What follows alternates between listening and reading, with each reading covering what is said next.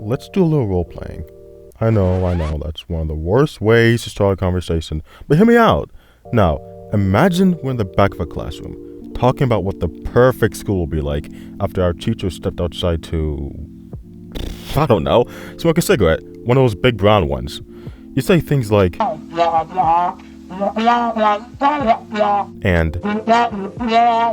I chuckle while I pull a manifesto out of my backpack. As if compelled by a supernatural force, you hold out your hands without saying a word, and I proceed to bestow my written wisdom. That manifesto is a Google Doc containing over 50 proposals, which are supported by more than 80 sources. When I asked for advice on what to do with the over 20 pages I'd written, I ended up learning why the dream school is currently unattainable. Just so you know, I read 2 books. Goodness gracious. To reach that conclusion, which isn't as grim as it may sound. If you stick with me, you'll learn why that is. But because I'm a feisty little devil, I'll also talk about my ideas and what the several educators I share them with had to say. Although I didn't get to speak to the authors of the books I read, I just would have told them if they came up with some eye-catching book titles. Gene Glass, a man with the name of a supervillain but the smile of a harmless grandpa, dubbed his work Fertilizers, Pills, and Magnetic Strips. Even after reading it, the best explanation of the title I can provide is that it refers to things that have had a major impact on society. The title of the other book, Tinkering Toward Utopia, is fortunately much more straightforward. I'm not making this comparison to just the work of my man Gene G though, as the quotes from his book stuck out to me the most. For example, on page 18, he says that educators tend to be dreamers, which is soon followed by him saying that they often fall for the promises of experts with simple answers who paint rosy pictures of a world where all children learn, where the race and social class achievement gap disappears, where every child is a winner, and where no child is left behind. Besides maybe chuckling a little at the No Child Left Behind reference when I first read this, like a nerd, I also started thinking, teachers are once students, and if they were anything like you or me, they also wanted the education system to be changed. At the very least, they wanted to leave an impact on students. However, as the years went by, their experiences caused them to realize things about our schools that changed their beliefs. Concerning the views of Americans outside of the teaching profession, the majority opinion has been negative for some time. The writers of Tinkering Toward Utopia, David Tyack and Larry Cuban, point out that perceptions and expectations of schools, well charted by Gallup polls, have so changed in recent decades that an institution once secure in the public confidence has regressed in public esteem to a point where the 1930s, 1940s, or 1950s seem another world. What's interesting is that even though this book was published in 1995, the bit about Gallup polls is still accurate. Data from August 2023 shows that overall satisfaction with the nation's K-12 education quality is 9 points below the 45% historical average for this metric. On a similar note, although Fertilizers, Pills, and Magnetic Strips was published in 2008, it's usable since it also has parts that continue to be relevant. Speaking of 2008, that just so happens to be around the time I started going to school. Dang, I really went from being cute to being whatever that is. You're ugly. Funnily enough, the period between preschool and the first grade is a subject to my first education reform essay. Since reading all the essays would have made this video longer than I'd like, I came up with a workaround. To save you some time, I'll talk about the main points while showcasing a slideshow of the paragraphs. If you'd like to learn more, you can listen to an AI clone of my voice read out everything through the links in the description. Anyway, this section is about social skills. My first proposal is to tell preschoolers and kindergartners stories with protagonists who become more socially adept. This will be followed by questions about what they learned. In the first grade classroom, treatment to lessen social anxiety will be emulated through worksheets that get the kids to reflect on how the protagonist behaved and what the story taught. Afterward, affirmations will be repeated to enforce the lessons. I should note that I gave my collection of essays a name, the Pisces Plan. Besides lucking out with a cool acronym, I was also fortunate enough to receive positive feedback when I shared it on r/education.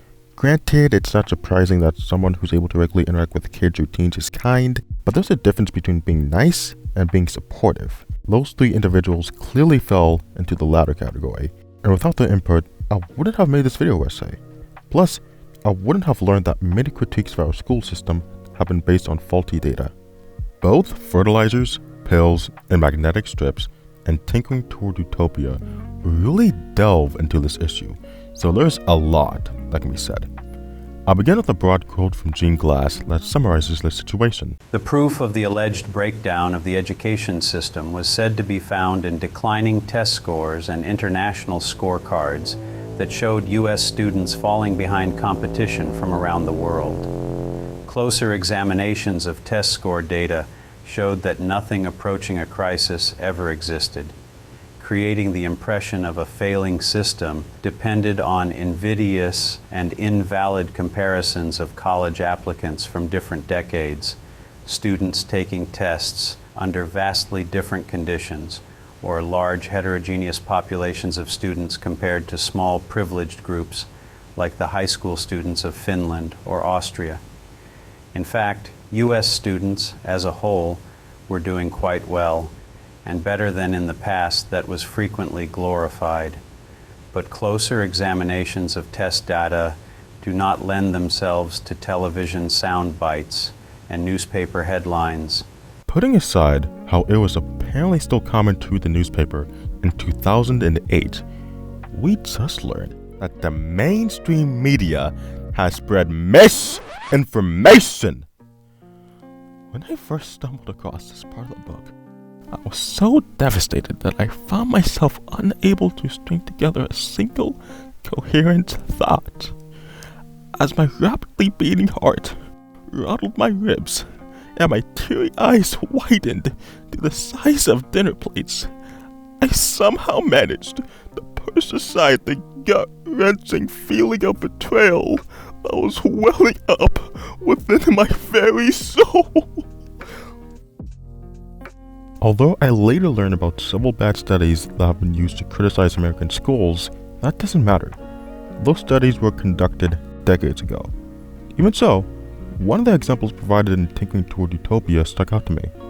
On page 36, the two authors assert that the most important problem is that the samples of people taking the tests have often been incomparable. For pointing out the issue of different patterns of curriculum in different countries. Only a fifth of American students in 12th grade mathematics study calculus, which is on the examination, whereas in other nations, almost all students do so. And finally, the motivation of the students taking the tests complicates comparisons. In some nations, Korea, for example, pupils are expected to uphold the national honor, whereas many U.S. youths regard the test as yet another boring set of blanks to pencil in on answer sheets. What's disappointing is that even though these observations were made over 25 years ago, they're still relevant. There are multiple credible sources out there that have critiqued PISA exams, which assess the cognitive abilities of students around the globe. For example, the Washington Post and The Guardian have both written articles against PISA. What especially stuck out to me is the National Education Association's take on the situation. More of a measure of childhood poverty than academic achievement, standardized tests like PISA are misleading to the public. Research shows there is no statistically significant relationship between indicators associated with the innovation economy, GDP, adjusted gross income, or purchasing power in PISA. If you're anything like me, you knew nothing about the NEA before, so I'll mention that it's America's largest labor union, which represents public school teachers. It's also headquartered in Washington, D.C., meaning it has the privilege of being able to lobby at the national level. Despite all of that, this organization has been unable to convince enough people that change is needed. Specifically, as a previously mentioned article by The Guardian pointed out, PISA results are anxiously awaited by governments, education ministers, and the editorial boards of newspapers, and are cited authoritatively in countless policy reports. Funnily enough, I even cited standardized testing results in one of my essays. The fifth one to be specific, but now's as good a time as any to dive into the second section. This section is about passions. Since hobbies improve the health and well-being of kids, teachers have good reason to incorporate them in the classes more often. As children get older, they can be introduced to more complicated activities, such as creative writing. To boost encouragement for students to participate in extracurriculars, there should be more time allocated for promotions during the morning announcements. Furthermore, homework should no longer be handed out, unless it's optional or connected to a project, since kids will have more free time as a result. Instant self-gratification will seem less appealing. For the sake of making the youth a little less sedentary, gestures and movements should be used more during the teaching process. Additionally, younger children especially may enjoy simple dancing to the tune of educational songs. Most of the education reform ideas I came up with had the goal of shaping kids into ideal members of society, other than ideal students. Don't get me wrong, fostering a desire to be a lifelong learner is important for various reasons. Knowing more things makes you more interesting, more creative, and more adaptable. All of these traits play a role in making someone appear smart. But the problem with our schools is that classes often aren't engaging. While it's not especially problematic that classes can be a source of stress for children, since some stress helps them foster resilience, it's obviously still a potential concern. Academic stress makes it so that adolescents and young adults are more likely to develop anxiety or depression. Although upon being given a better academic situation or academic support, research suggests that students experience improved mental health. Unfortunately, neither Fertilizers, pills, and magnetic strips, nor Taking toward Utopia discuss how the school system affects the mental health of students. That may or may not be related to the fact that they were both written by old white dudes, but I digress. I understand that mental health wasn't talked about in the 90s and 2000s as much as it is now. Nevertheless, the welfare of children has always been a concern. It's not like 10-year-olds were previously allowed to leave home and capture Pokemon for a living. To emphasize that point, I have a quote from Gene Glass's book.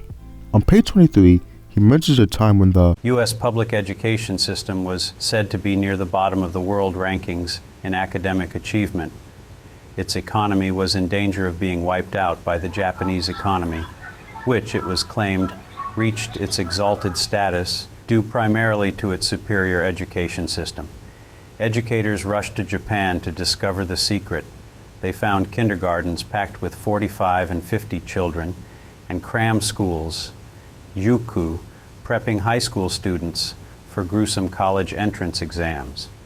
Rather than being shocked by what they saw, the visitors from the West actually entertained notions of importing such unfortunate practices. I found this anecdote interesting since, considering how goofy politicians are nowadays, something similar could happen in the future. However, what stuck out to me even more was what David Tyack and Cuban said in their book. They argued that the American school system benefits the well-being of kids.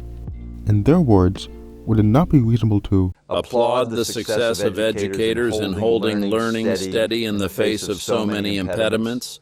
David C. Berliner, an educational psychologist, argues that the public school system of the United States has actually done remarkably well as it receives, instructs, and nurtures children who are poor, without health care, and from families and neighborhoods that barely function. For all their defects, schools may still be the most positive influence many children encounter, given the turbulence and dysfunction in many impoverished neighborhoods. Even though the argument only applies to a minority of students, it's not often you can tell that someone's family is struggling financially, or that they live in a dysfunctional household or neighborhood.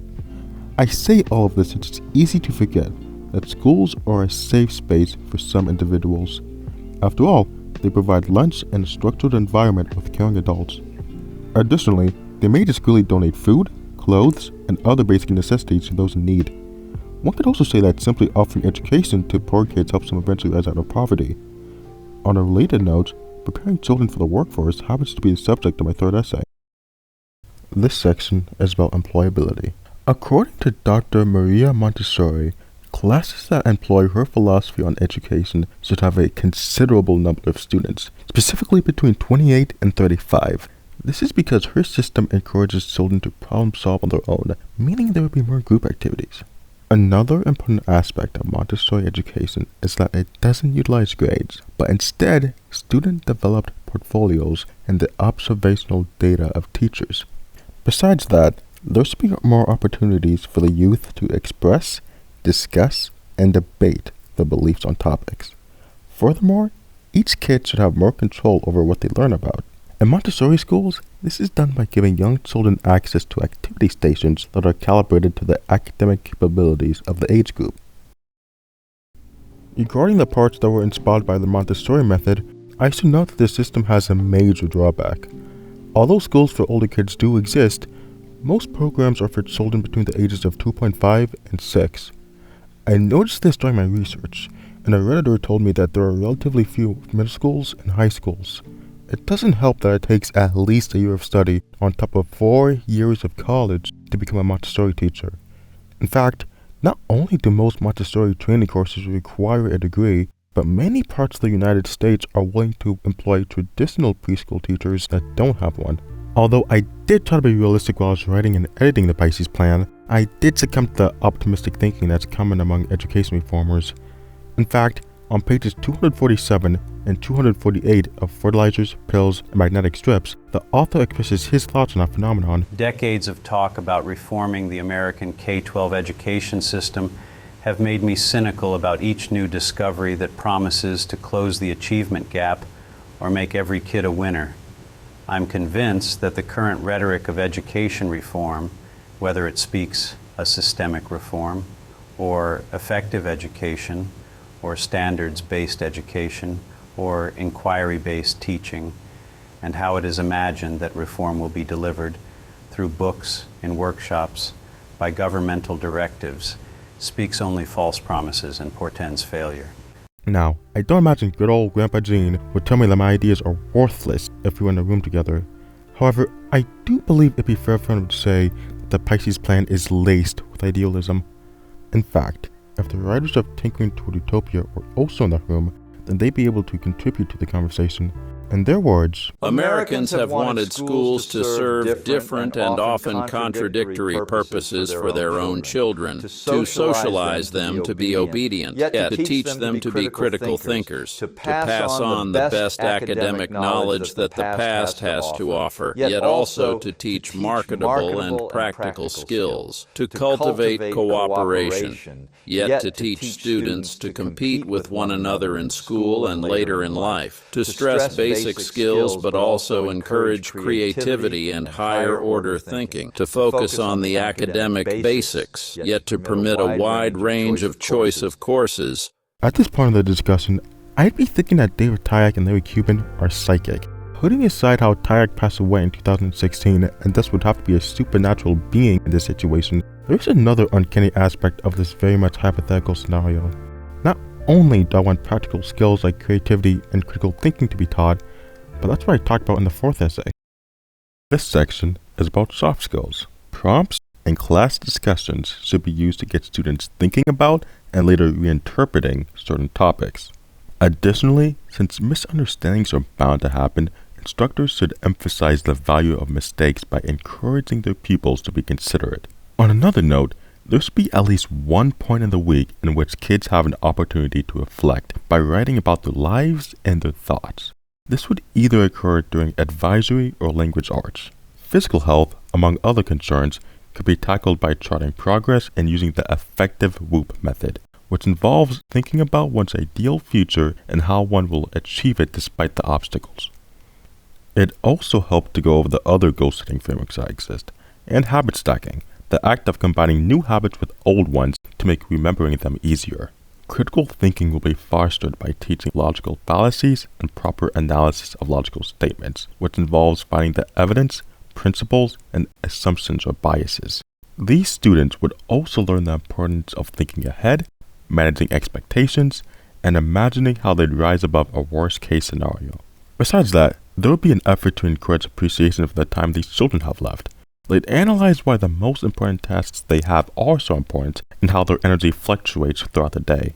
Kids will receive tidbits on self-motivation, such as the locus rule, which states that the more one believes they determine outcomes, the more motivated they are to accomplish goals. It's clear that a major aspect of the Pisces plan is helping the youth understand themselves and other people better. After all, it's common for someone to dislike themselves or their social life nowadays. I imagine that phenomenon is connected to why it's so common for people to major into social science. We want to gain a better grasp on human nature.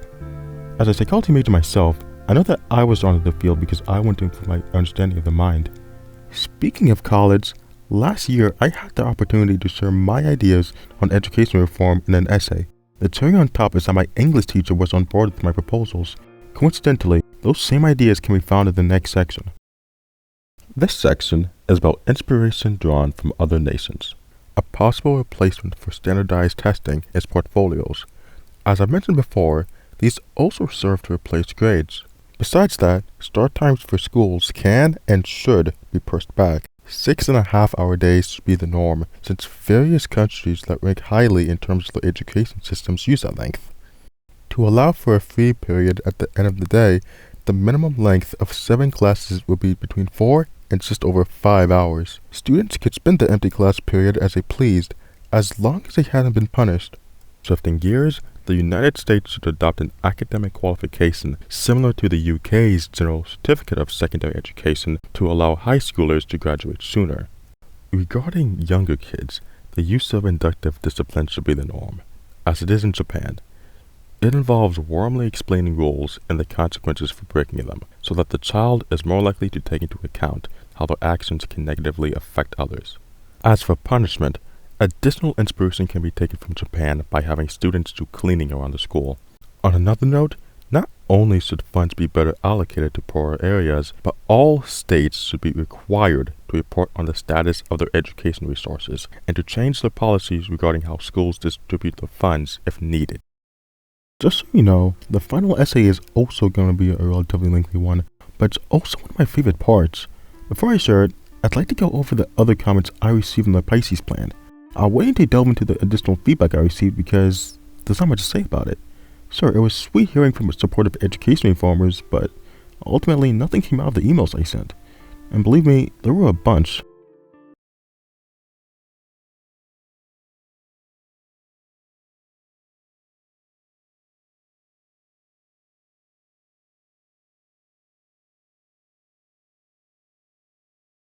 I'll also note that whenever I reach out to an organization, there was a template I'd use. I'd ask if I could help out in some way, so the ideas I had that related to the mission, and attach the Pisces Plan Google Doc to showcase the intensity of my passion. My intent wasn't to be employed as a researcher despite being an amateur, but to somehow further the cause. That same goal is what drove me to share the thoughts I've had and the lessons I've learned. On that note, there's a quote at the end of Fertilizers, Pills, Magnetic Strips which really resonated with me. There are no answers here on how to repair the world of our public schools. If anything, the country has too many proposed solutions to education's supposed ills. I have tried to give explanations instead. I hope to have offered you, reader, a realistic view of how we have come to this state of affairs in education. Unsurprisingly, his opinion hasn't changed, seeing as he wrote 2 more books defending America's schools in 2014 and 2021. As for the authors of Tinkering Toward Utopia, Larry Cuban has also published multiple books which uphold his stance. To be clear, it's not like 2 white guys who were born before World War II ended are the ultimate authorities, but men as wise as they are know what they're talking about.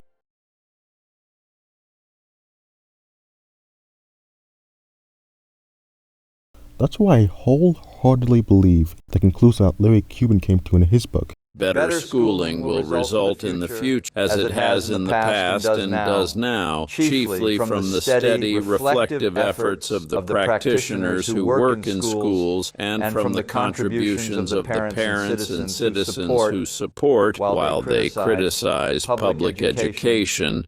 As much as we may want to rebuke our schools for making us learn things we don't care about, or for making us feel stupid, radical change isn't effective. Plus, some issues are better dealt with on a case-by-case basis. However, because I'm an imaginative kid at heart, I still want to share what I believe schools should teach instead. This section is about curriculum enrichment. Children should be given more projects so that they have more time to work on assignments. They should also have more freedom in what they research. The teacher would still play an authoritative and supportive role, partly by informing their pupils about multiple note-taking, brainstorming, and studying techniques to see what works for them.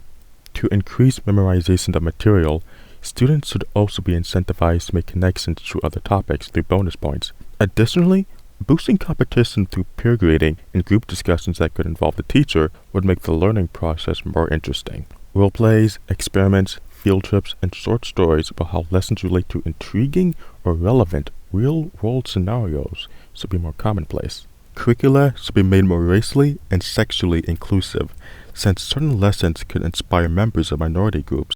There should be more focus on how the subjects relate to things that children should become familiar with as they approach adulthood, and especially in high school, there should even be units dedicated to important skills. Financial literacy should be incorporated into math and spread across multiple grades to ensure that the material is fully covered. It'd be good for older students to become more familiar with law and politics so that they understand their rights more fully and care more about voting. Other matters worth teaching, or incorporating more into pre-existing classes, include properly utilizing the internet, familiarity with software commonly used in workplaces, and awareness of other cultures and what's going on in the world. Regarding when all of that would be taught, this material obviously has to be spread throughout elementary school and high school, although it makes sense for the adolescent years to receive the most attention. There should be a substantial amount of time dedicated to enlightening both sexes on STIs, puberty, pregnancy, the menstrual cycle, contraceptives and their side effects, how relationships should and shouldn't be, and what the common misconceptions about the LGBT community are. Similarly, little kids should be taught about manipulation and personal boundaries during story time.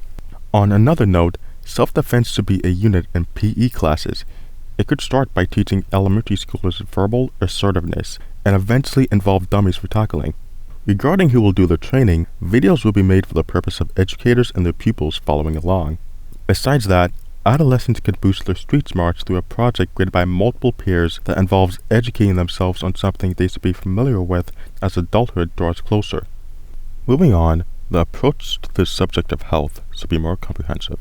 To foster an appreciation for nature, topics such as environmentalism, survival skills, and horticulture, the practice of garden cultivation and management, should be discussed at the end of the year through films and final projects.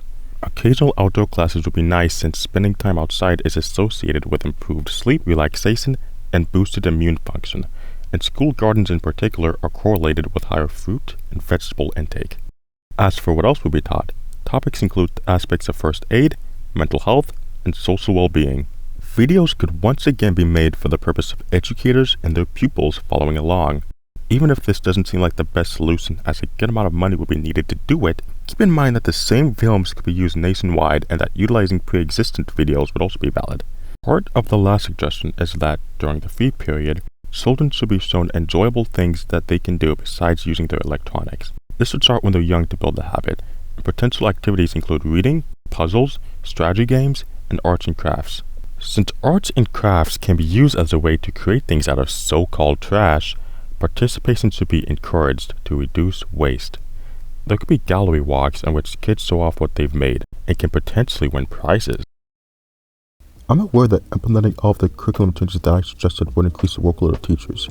Sir, the students of the future may have the privilege of being taught by reality robots instead, but that's beside the point.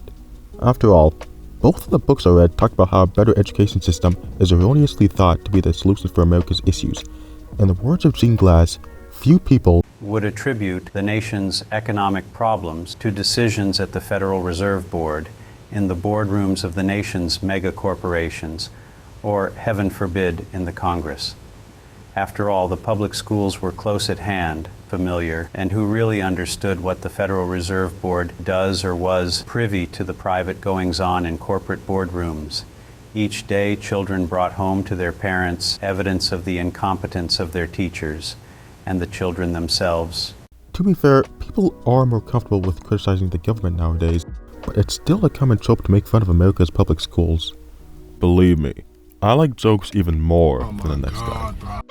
But it's problematic since the educators in those institutions don't receive much compensation, both financially and in terms of respect.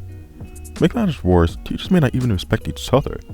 Another observation made in Fertilizers, pills, and magnetic strips is that professors complain bitterly about the poor education that incoming freshmen received in high school.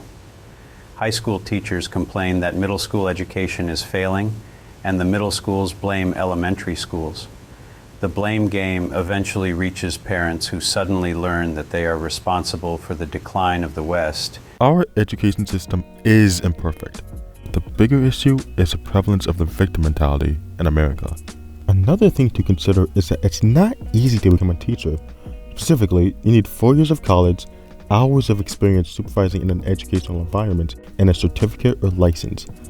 I imagine this is why teachers are so comfortable with maintaining the status quo. Lucky for me, there's a quote from Tinkering Toward Utopia which supports that notion.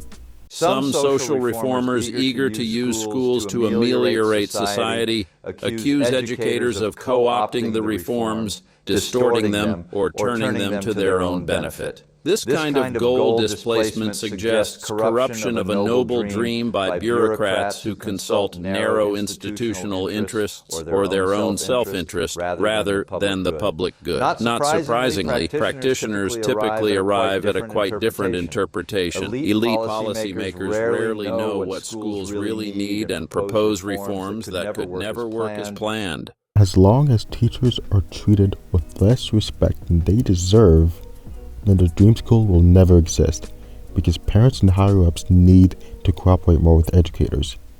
There has to be a shift away from telling them how to do their job and a shift toward discussing issues with them. In the words of Gene Glass, wonderfully successful schools can no more be scaled up than one can scale up great families, great marriages, or great love affairs.